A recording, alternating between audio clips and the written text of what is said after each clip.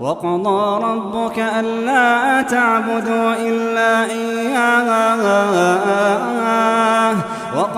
ربك ألا تعبدوا إلا إياه وبالوالدين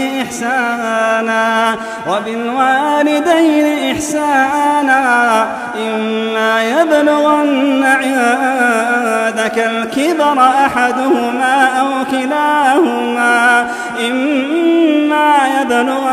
عندك الكبر أحدهما أو كلاهما فلا تقل لهما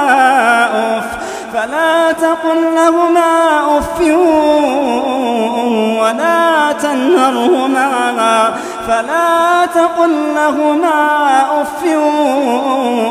ولا تنهرهما وقل لهما قولا كريما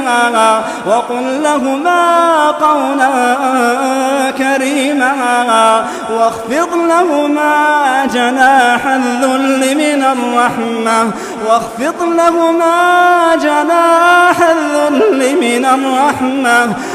رب ارحمهما كما ربياني صغيرا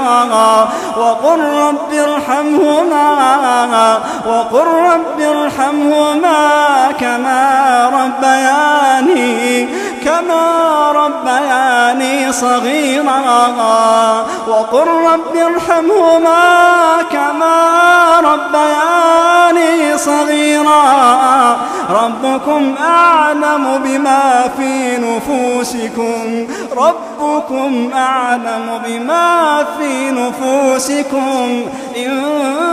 تكونوا صالحين فإنه كان للأوابين